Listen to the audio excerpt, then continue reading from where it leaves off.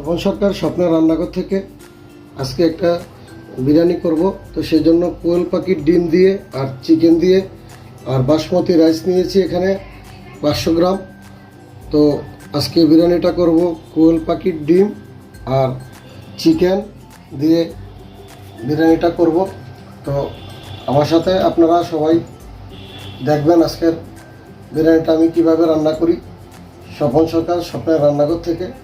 তো শুরু করছি আজকের রান্না। কড়াইতে কিছু পরিমাণ জল দিয়ে দেব। এখানে আমি জল দিয়ে দিচ্ছি কিছু পরিমাণ। আর কোয়েল পাখির ডিমগুলো আগে ধুয়ে পরিষ্কার করে রেখেছি, এখন সিদ্ধ হওয়ার জন্য আমি এই জলের মধ্যে দিয়ে দেব।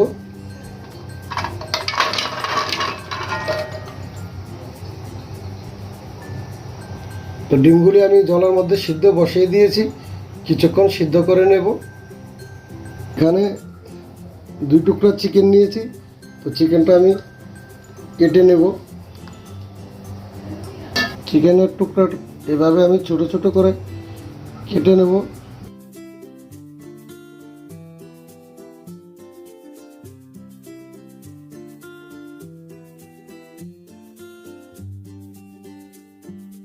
আমি 500 গ্রাম বাসমতি রাইস নিয়েছি। তো রাইসটাকে আমি কিছুক্ষণের জন্য একটু জলের মধ্যে ভিজিয়ে রাখবো।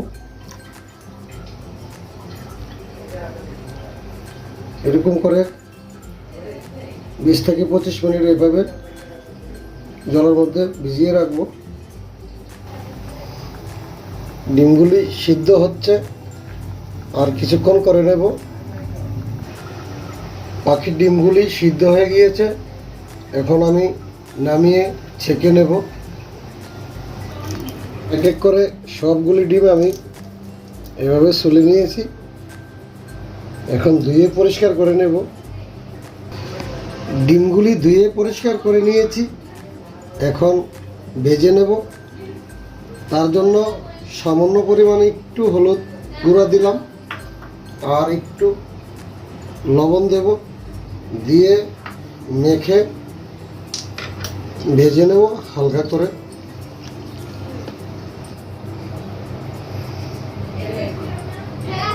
এরকম করে মেখে নিয়েছি।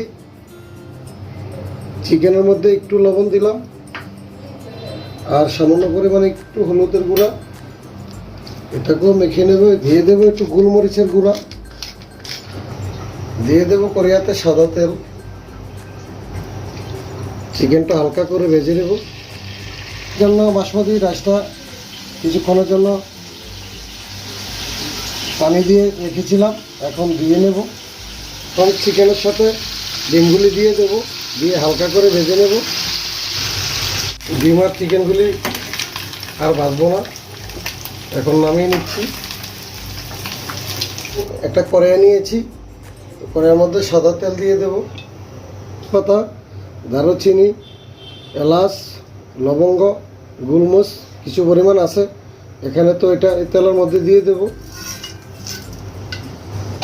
দেব পেঁয়াজ বাটা,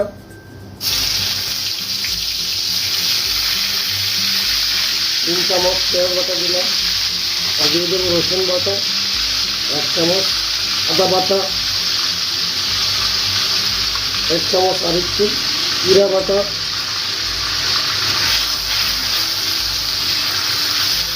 বাদাম 2 চামচ পোড়াটাই দিয়ে দেব। সামান্য পরিমাণ পেঁয়াজ বেরেস্তা দেব, স্বাদ মতো লবণ,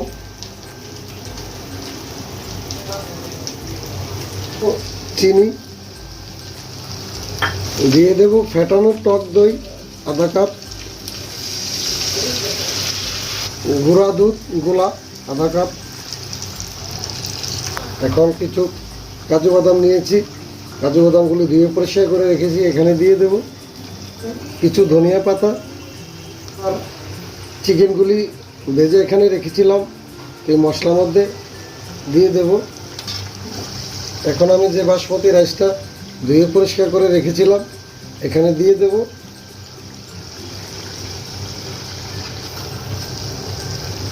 এখন আমি গরম জল দিয়ে দেব। গিয়েছে আর অল্প কিছুক্ষণ আমি এইভাবে রেখে নামিয়ে নেব। আর এখন আমি একটু গাওয়া ঘি দিয়ে দেব।